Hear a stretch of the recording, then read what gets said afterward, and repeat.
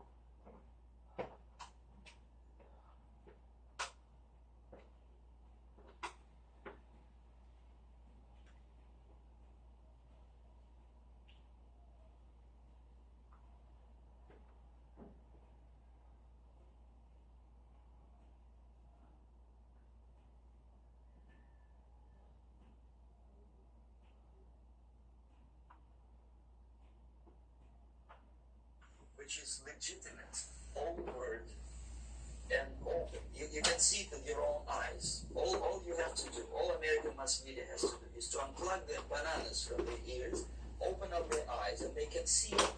There's no mystery. There's nothing to do with espionage. I know that espionage intelligence gathering looks more romantic.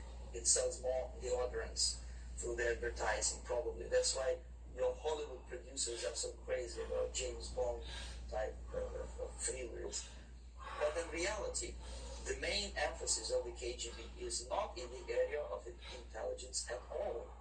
According to my opinion and opinion of many defectors of my caliber, only about 15% of time, money, and manpower is spent on espionage as such. The other 85% is a slow process which we call either ideological subversion or active measures, активные мероприятия in the language of the KGB, or psychological warfare. What it basically means is to change the perception of reality of every American to such an extent that despite of the abundance of information, no one is able to come to sensible conclusions in the interests of defending themselves, their families, their community, and their country. It's a great brainwashing process which goes very slow, and it's divided in four basic stages. The first one being demoralization. It takes from 15 to 20 years to demoralize a nation. Why that many years? Because this is the minimum number of years which requires to educate one generation of students in the country of your enemy, exposed to the ideology of the enemy. In other words, Marxism-Leninism ideology is being pumped into the soft heads of at least 3 generations of American students without being challenged or counterbalanced by the basic values of Americanism, American patriotism. The result you can see. Most of the people who graduated in the 60s, dropouts or half-baked intellectuals, are now occupying the positions of power in the government, civil service, business, mass media, education system. You are stuck with them. You cannot get rid of them. They are contaminated. They are bound to think and react to certain stimuli or certain pattern. You cannot change their mind, expose them to authentic information. Even if you prove that white is white and black is black, you still cannot change the basic perception and the logic of behavior. In other words, these people, the process of demoralization is complete and irreversible. To get rid of society of these people, you need another 20 or 15 years to educate a new generation of patriotically minded and common sense people who would be acting in favor and in the interests of the United States society. And yet these people have been programmed and, as you say, in place, who are favorable to an opening of the Soviet concept. These are the very people who would be marked for extermination in this country. Most of them, yes. Simply because the psychological shock when they will see in future what the beautiful society of equality and social justice means in practice, obviously they will revolt. They will be very unhappy, frustrated people. And the Marxist-Leninist regime does not tolerate these people. They will join the links of dissenters, dissidents. Unlike in present United States, there will be no place for dissent in future Marxist-Leninist America. Here you can get popular like Daniel Ellsberg and filthy rich like Jane Fonda for being dissident, for criticizing your Pentagon. In future, these people will be simply squashed like cockroaches. Nobody is going to pay them nothing for their beautiful, noble ideas of equality. This they don't understand, and it will be greatest shock for them, of course. The demoralization process in the United States is basically completed already. For the last 25 years, actually it's overfulfilled, because demoralization now reaches such areas where previously not even Comrade Andropov and all his experts would even dream of such a tremendous success. Most of it is done by Americans to Americans, thanks to lack of moral standards. As I mentioned before, exposure to true information does not matter anymore. A person who was demoralized is unable to assess true information. The facts tell nothing to him.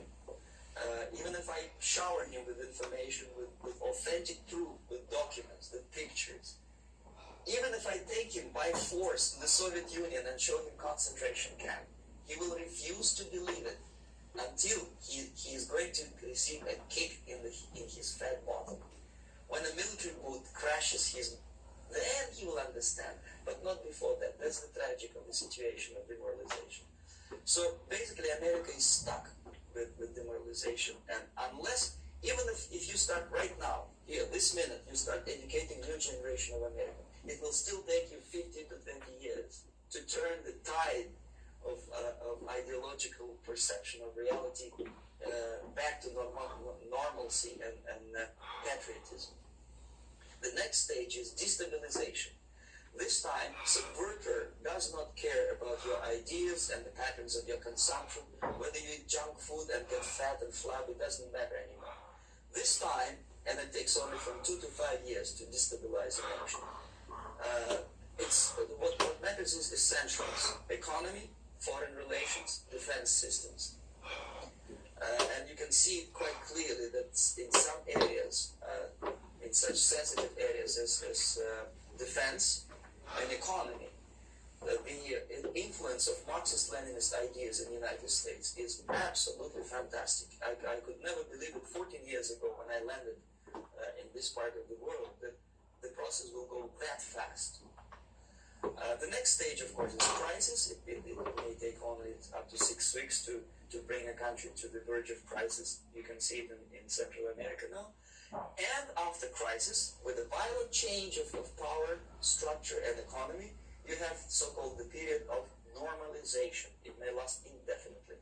Normalization is a cynical expression born from Soviet propaganda. When the Soviet tanks moved into Czechoslovakia in '68, Comrade Brezhnev said, "Now the situation in brotherly Czechoslovakia is normalized." This is what will happen in the United States if you allow all these schmucks to bring the country to crisis, to promise people all kinds of goodies and the paradise on earth, to destabilize your economy, to eliminate the principle of free market competition, and to put a big brother government in Washington, D.C., with benevolent dictators like Walter Mondale, who will promise lots of things, never mind whether the promises are fulfillable or not. He will go to Moscow to kiss the daughters of new generation of Soviet assassins. Never mind, he will create false illusions that the U.S. is under control. Situation is not under control. Situation is disgustingly out of control. Most of the American politicians, media, and educational system trains another generation of people who think they are living at a peacetime. False. The United States is in a state of war, undeclared total war against the basic principles and the foundations of this system. And the initiator of this war is not Comrade Andropov, of course. It's the system. However ridiculous it may sound, the world communist system, or the world communist conspiracy, whether I scare some people or not, I don't give a hoot. If you are not scared by now, nothing can scare you. But you don't have to be paranoid about it. What actually happens now, that unlike myself, you have literally several years to live on unless the United States wake up. The time bomb is ticking with every second. The disaster is coming closer and closer. Unlike myself, you will have nowhere to defect to, unless you want to live in Antarctica with penguins. This is it. This is the last country of freedom and possibility. Okay, so what do we do? What is your recommendation to the American people? Well, the immediate thing that comes to my mind is, of course, there must be a very strong national effort to educate people in the spirit of real patriotism, number one. Number two, to explain them the real danger of socialist, communist, whatever, welfare state, big brother government. If people will fail to grasp the impending danger of that development, nothing ever can help the United States. You may kiss goodbye to your freedom, including freedoms to homosexuals, to prison inmate. All this freedom will vanish, evaporate in 5 seconds, including your precious lives. The second thing, the moment at least part of the United States population is convinced that the danger is real, they have to force their government. And I'm not talking about sending letters, signing petitions, and all this beautiful, noble activity. I'm talking about forcing United States government to stop aiding communism. Because there is no other problem more burning and urgent than to stop the Soviet military-industrial complex from destroying whatever is left of the free world. And it is very easy to do. No credits, no technology, no money, no political or diplomatic recognition, and of course no such idiots as grain deals to USSR. The Soviet people, 270 million of Soviets, will be eternally thankful to you if you stop aiding a bunch of murderers who sit now in Kremlin and whom President Reagan respectfully calls government. They do not govern anything, least of all such complexity as the Soviet people. So basically, two very simple, maybe too simplistic answers or solutions, but nevertheless, they are the only solutions. Educate yourself, understand what's going on around you. You are not living at a time of peace. You are in a state of war, and you have precious little time to save yourself. You don't have much time, especially if you're talking about young generation. There's not much time left for convulsions to the beautiful disco music. Very soon it will go just overnight. If we are talking about capitalists or wealthy businessmen, I think they are selling the rope on which they will hang very soon. If they don't stop it, they cannot curb their unsettled desire for profit. And if they keep on trading with the monster of the Soviet communism, they are going to hang very soon. And then they will pray to be killed, but unfortunately they will be sent to Alaska to manage industry of slaves. It's simplistic. I know it sounds unpleasant. I know Americans don't like to listen to things which are unpleasant. But I have defended not to tell you the stories about such idiocies as microfilm, James Bond type espionage. This is garbage. You don't need any espionage anymore. I have come to talk about survival. It's a question of survival of this system. And you may ask me, what is it in for me? Survival, obviously. Because as I said, I am now in your mode.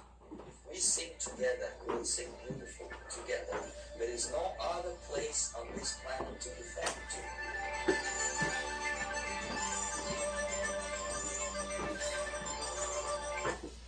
Warning, this video may cause you to never want to eat sugar ever again. So you might want to pause this video and get your last dose before I reveal some very interesting information. And of course, the more aware you are of what sugar does, the less you're going to consume it. I watch people all the time around me just consuming massive amounts of sugar, and I'm like, oh my gosh, how could you possibly do that?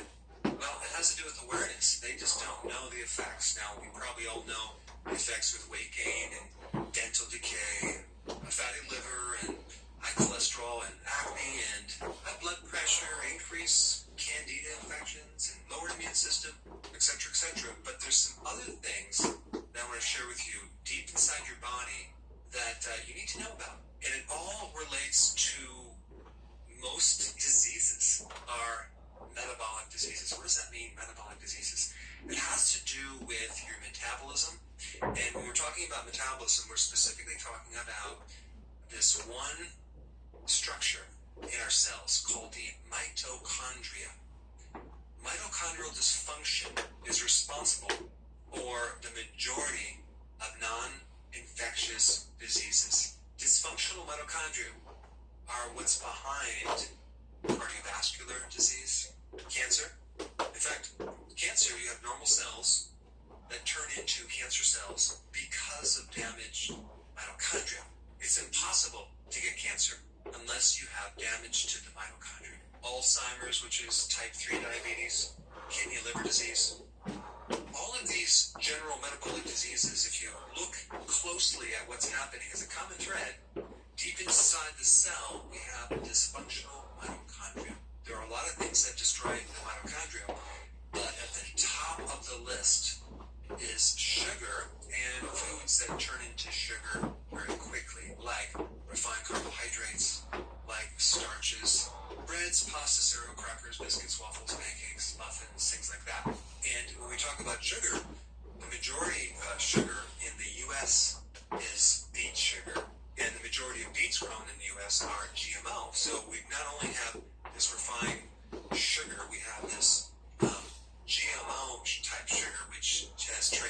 glyphosate, which is a herbicide, which I'm not going to even go there, but I just want to make you aware of that. Also, the amount of fructose that we consume from drinks, sodas, high fructose corn syrup, is a lot different than glucose. Okay, so we have fructose, which is only metabolized by your liver. All the other cells in the liver can't metabolize this fructose. So when you're consuming large amounts of fructose, you are overwhelming the liver and overwhelming the mitochondria deep inside the liver. And so if we compare fructose with glucose, glucose is actually much better than fructose. But you have to realize even table sugar is half glucose and half fructose. Honey, the same thing. And when we consume this refined sugar, it's very, very unnatural because we don't have the normal antioxidants that come from like the natural sugar, with sugar cane, or even that come with fruit when you consume fruits, which is high in fructose. So how does that relate to the mitochondria? Well, this is what happens. When you consume a lot of sugar, glucose, or things that turn into sugar, what happens to the mitochondria is it becomes damaged. Okay? Now, the purpose of the mitochondria is to turn fuel into energy with the help of oxygen. And so now with a dysfunctional mitochondria, we now create a hypoxic, low-level oxygen state. And from that starts to be created other oxygen molecules that are very reactive to our bodies. Without getting too technical, the category of these things are called ROS, and I don't want to get into complexities. Just realize that when you have a mitochondria that is not able to use the oxygen, you start developing a lot of oxidative free radicals and a lot of things that create more damage.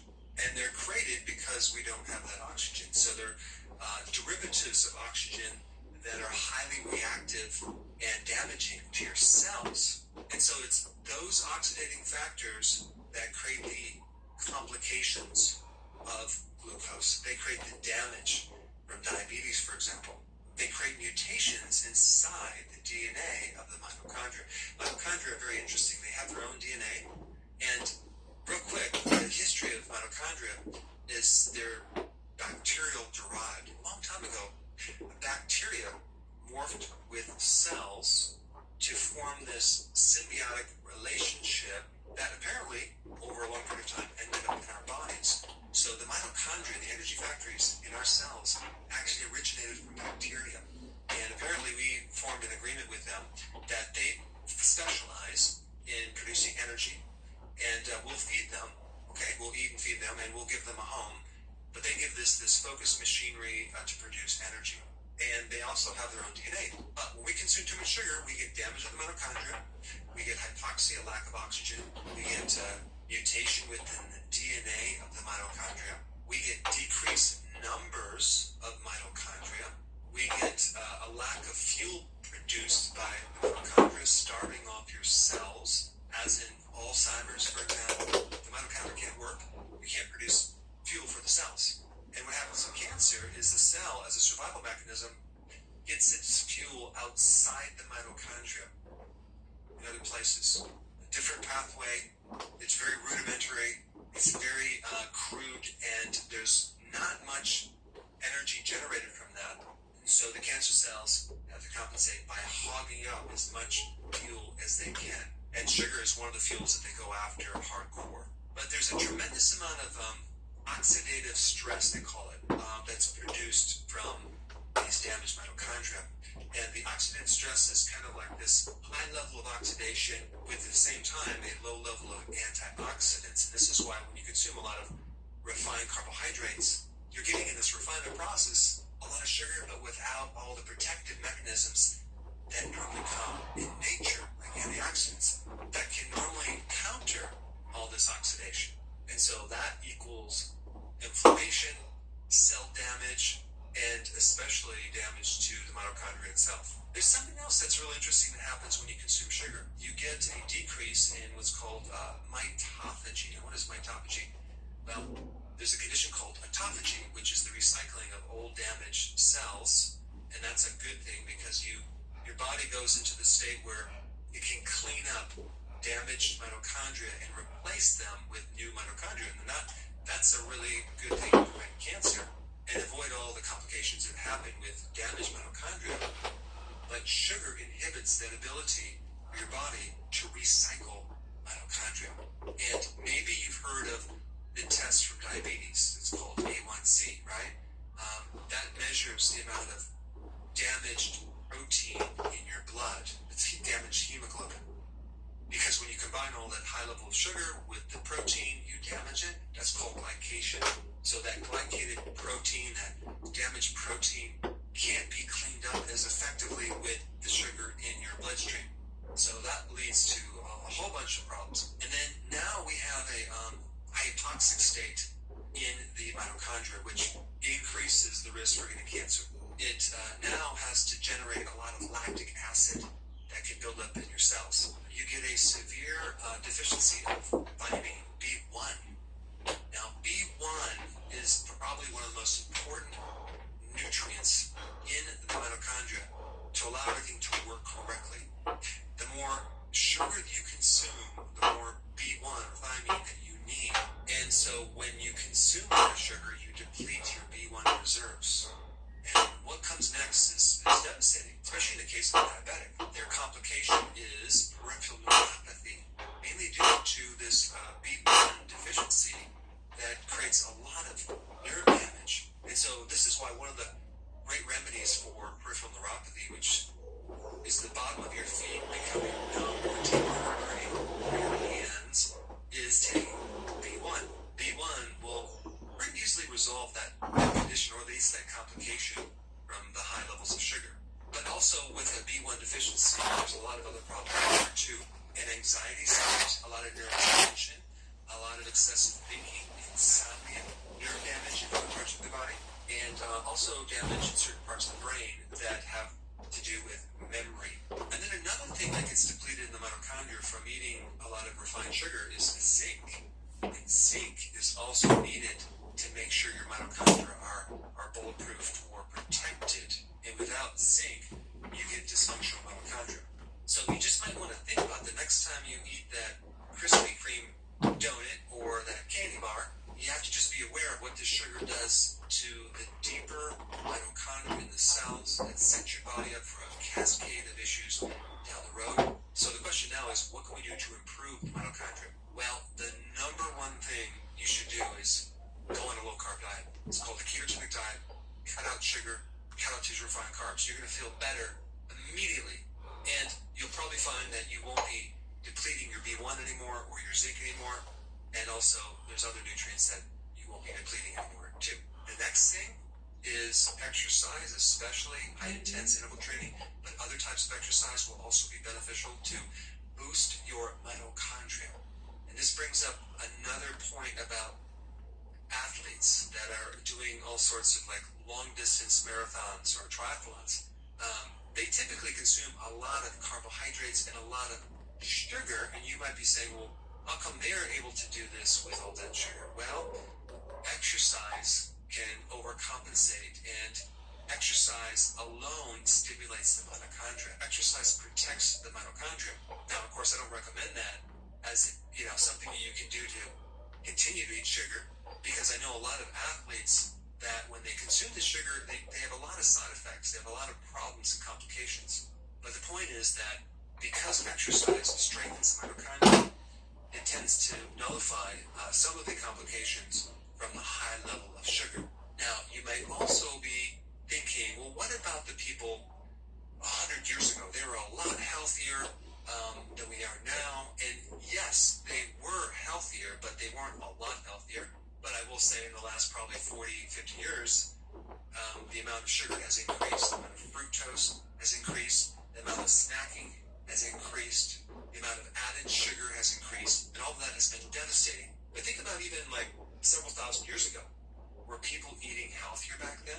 Not necessarily. They've extracted these mummies, and they've looked at the teeth and the arteries and the bones of certain mummified bodies, and they had periodontal disease, they had cavities, they had problems with their teeth, problems with arthritis, and they consumed a lot of flour products, breads. So this is not necessarily just a new thing.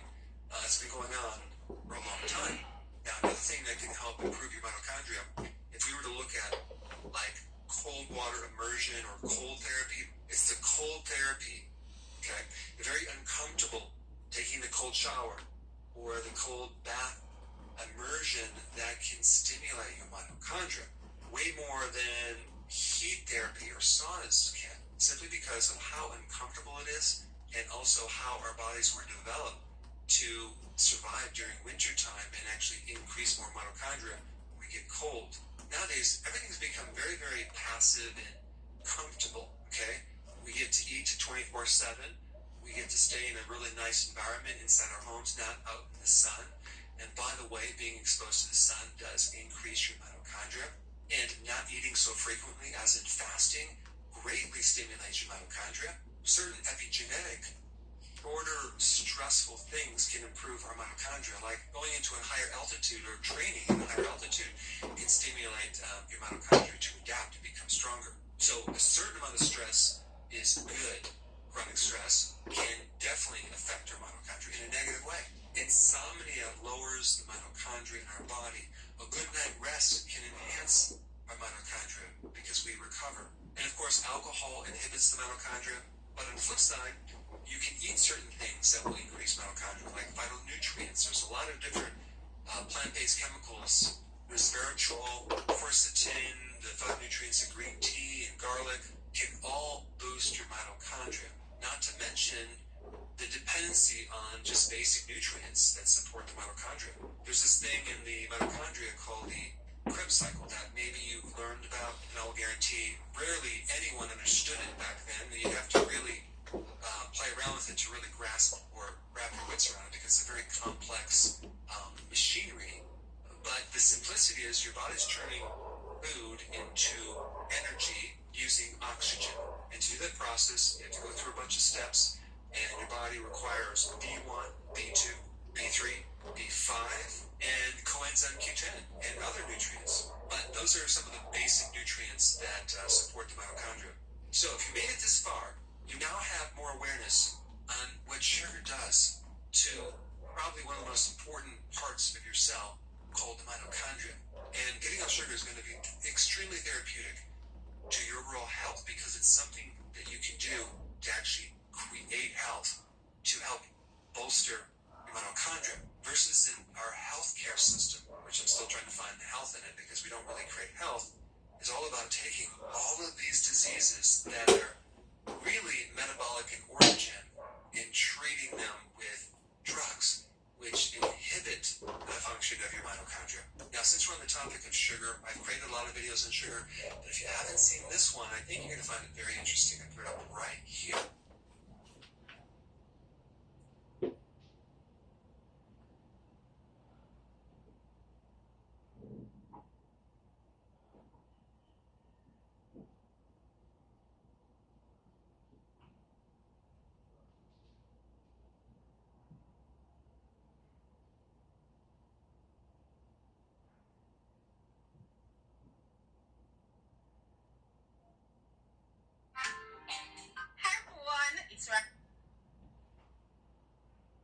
Let's talk about how to stop being so darn tired when you wake up in the morning.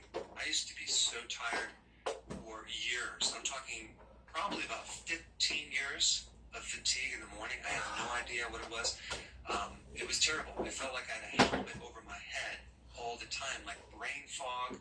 And it took me until probably 11 o'clock in the morning before I could actually wake up. So I guess you would say I'm an expert in fatigue, okay? So if you apply what I'm about to tell you, you can easily get rid of this fatigue and wake up feeling refreshed and rested. The majority of your fatigue in the morning is really coming from your diet, okay? But there's other things, but the diet is the most important thing.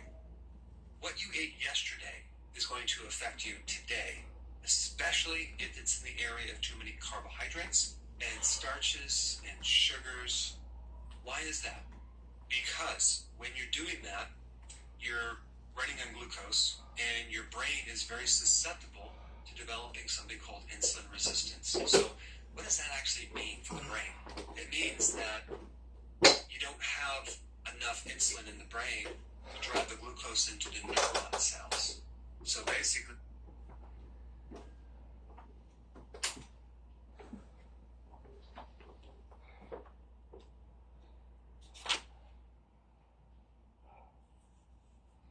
Psalm 29.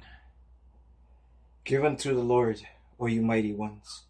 Give unto the Lord glory and strength. Give unto the Lord glory due to his name. Worship the Lord in the beauty of holiness. The voice of the Lord is over the waters. The God of glory thunders. The Lord is over many waters. The voice of the Lord is powerful. The voice of the Lord is full of majesty.